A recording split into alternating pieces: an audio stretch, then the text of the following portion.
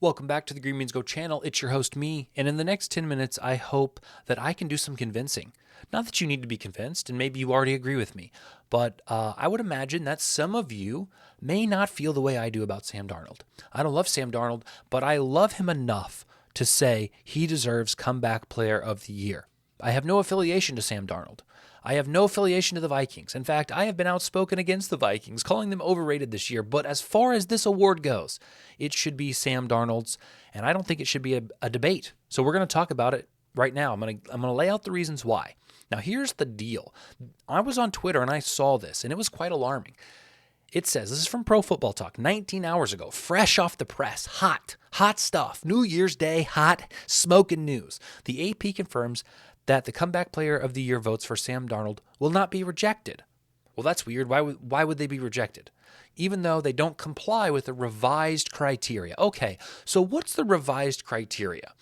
The Associated Press explained to voters in October, so they revised it in October. That's middle of the season. As Darnold was starting to get Comeback Player of the Year buzz, the spirit of the award is to honor players who have demonstrated resilience in the face of adversity by overcoming illness, physical injury, or other circumstances that led him to miss playing time in the previous season. Now, I guess it wasn't necessarily decided in October, but in October, when Darnold gets in the conversation, they are reminding people of this criteria as if people don't know the criteria. Now, the operative word here is what? It's other circumstances, because that can be anything.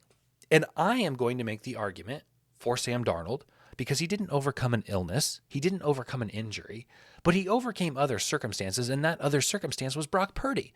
The fact that Sam Darnold was Brock Purdy's backup last season. And I think that is criteria enough to be considered for this award. This is all coming downhill from what I call the DEMAR HAMLIN effect. So changing the criteria of the award began to gain momentum after Geno Smith won it in 2002. Smith played well that year after having been mostly a backup the year before, but he wasn't overcoming an illness or injury. The same could be said of Joe Flacco, who won the award in 2023, but again was coming back only from a career decline. Hamlin suffered cardiac arrest on the field in the Bills game against the Cincinnati Bengals. Remarkably, Hamlin returned to the field, appearing in 7 games, playing 111 snaps, 94 of which were on special teams, and 4 tackles. This is a quote by Peter King. He says, "It's ridiculous that Joe Flacco, who came back from sitting on his couch for 2.5 months, won Comeback Player over DEMAR HAMLIN, who came back from having to be resuscitated back to life on a football field last January. What's stronger than ridiculous? Absurd. Okay, it was absurd." People have their opinions on who should have won last year. Joe Flacco won the award last year because he came back from, I guess, sitting on his couch, as Peter King would put it. Other people believe that DEMAR HAMLIN, having died on the field and even being able to return to a football game, period, let alone play 111 snaps, deserves the award.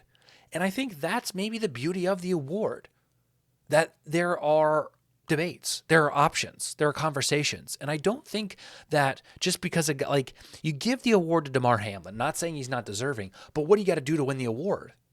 I mean, DEMAR HAMLIN has done it all. He's died on the field.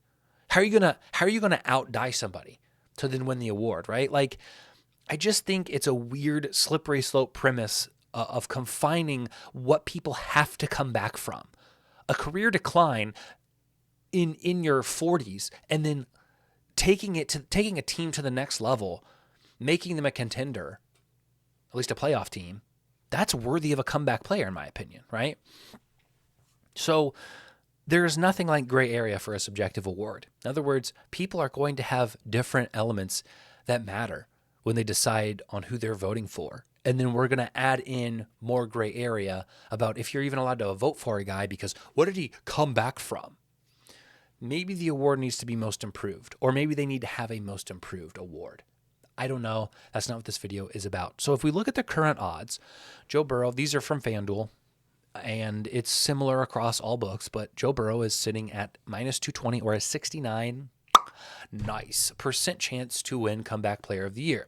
Sam Darnold is sitting at 43% chance to win, J.K. Dobbins at 6, DEMAR HAMLIN at 0.66, and then Tim Patrick and Cameron Hayward at significantly less likely. And you may be thinking, well, that doesn't make sense, Green Beans Go. How does 69 and 43 and 6, that's over 100%. That is called the VIG. That is called the juice. That is how they make their money. They're paying you out less money than what their true implied probability is, right? Because there's no way he has a 70% and he has a 43%. That's 113%. And we know that's not possible, okay? There's a little sports betting lesson for you. That's how the books make their money. This should be higher. If he is truly 69%, you should be getting better odds on this, more money. And this percent should go down. But that's not what we see. And that's why sports books are in business. So if we look at the head-to-head, and I get it, guys, stats tell a big story. And when you look at this, you may be saying, yeah, Joe Burrow's better than Sam Darnold. He's beating him in nearly every category. And I can't argue with that. Stats are objective. Now, I can argue maybe what goes into the stats. Joe Burrow's defense is horrible, and so he has to pass more. He has more opportunities. If you look at his attempts, he has almost 100 more attempts than Sam Darnold. Sam Darnold has 500 attempts, so 100 more on that is like, what, a 20% increase? I don't know if that math is exactly correct, but it's in the ballpark. So, you know, if Sam Darnold has 100 more attempts, he's only 500 yards behind. Could he go over that, right? Yards per attempt, 8. Do the math. If he's averaging 8 yards attempt at 100 attempts, he's going to have 800 more yards. He'd probably have more yards, okay? He'd probably have more touchdowns with 100 more, right? So Joe Burrow has more opportunities. I'm not taking any way away from Joe Burrow. It's impressive, but stats only tell a little bit, because if we look at this, Josh Allen is likely going to win MVP, the most valuable player, the best player in the league. And Joe Burrow is beating Josh Allen in a lot of categories, a lot of passing categories. Now, Josh Allen takes the cake in the rushing categories, but why is Josh Allen such a shoo-in to win if his stats can't even compete with Joe Burrow? If his stats can't even compete with Lamar Jackson, right? And here is the hook that this argument hangs on. Lamar Jackson has convincingly better stats than Josh Allen. Lamar Jackson has less attempts than Josh Allen in passing and is better than him in every category. Including interceptions, which may be, a symptom of less passing attempts. Rushing, same thing, besides touchdowns. But when you're in the red zone and you have Derrick Henry, you're going to give Derrick Henry the ball. His rushing, I'm not going to take anything away from Lamar Jackson's touchdowns because Derrick Henry is going to see a volume, right? If we want to talk just stats and say, well, Joe Burrow's stats are better than Sam Darnold's, that's why. Then if Lamar Jackson doesn't win the MVP, or you don't think he should win the MVP, then there's a flaw in your argument. Okay? So stats only tell part of the story. So let's talk about what this award means. Comeback Player of the Year. What is a comeback? A situation in which someone or something becomes popular, famous, or successful again after a period of being much less popular. I can see the argument that Sam Darnold was never good. Sam Darnold was never successful. Sam Darnold was never relevant in the NFL. So he's not returning to relevancy because he was never relevant. So he's not coming back to anything. But I would argue that DEMAR HAMLIN wasn't relevant. DEMAR HAMLIN didn't come back to being successful. He just came back to life. He came back to his career. So if you think DEMAR HAMLIN should have won the award, then your argument for Sam Darnold not being eligible because he's not coming back from anything is irrelevant. Look at Ryan Tannehill. Ryan Tannehill's not going to be known for much when it's all said and done. Ryan Tannehill's not a Hall of Famer. Ryan Tannehill was never relevant. In 2019, he won the Comeback Player of the Year award. Geno Smith never was a guy, heading to the Pro Bowl.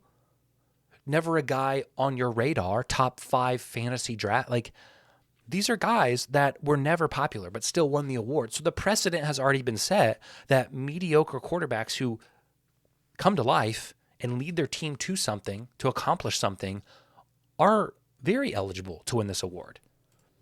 So let's look at 2023 Joe Burrow. This would be last year's Joe Burrow. And the most important thing to cover is on the game against Baltimore, Thursday, November 16th, he tore a ligament in his right wrist, and he missed the rest of the year. So here's my counter argument. He is coming back from an injury of his throwing hand. That's impressive. If he is coming back from an injury in his left hand, buddy, I don't even think this video needs to be made. I think it's an obvious choice with Sam Darnold. But because he's coming back from an injury on a body part that's relevant to his job, I'll concede a little bit and say, okay, that's impressive. But looking at his stats, Joe Burrow was already doing what he's doing this year last year. And I guess that could fit into the criteria of comeback. He's returning to form, but he's not doing anything that we aren't accustomed to seeing. Like, if Joe Burrow doesn't get injured, he continues having this year last year. And so his stats this year look the same as last year. So quite literally, he's not coming back from bad play or a bad opportunity or anything like that. He's just coming back from an injury to be Joe Burrow, right? Whereas I believe Sam Darnold is not only coming back from something, which we'll talk about, but he's in a new form. We've never seen this Sam Darnold. We didn't see him like this at the Jets. We didn't see him like this with the Panthers. Maybe there were flashes, but we didn't see him dominate like we have this year. So here's my consensus on Joe Burrow. Joe Burrow came back from an injury to have a great statistical season that ultimately ended in no postseason for the Bengals. I realize that's not determined, but I'm going to go out on a limb and say the Bengals aren't making the playoffs. And if I'm wrong, I'll delete the video. Joe Burrow is deserving of comeback player of the year, sure. But I do not think he is the most deserving. So let's look at Sam Darnold. This was 2023. What do you notice? Well, he had 297 passing yards. He had 2 touchdowns.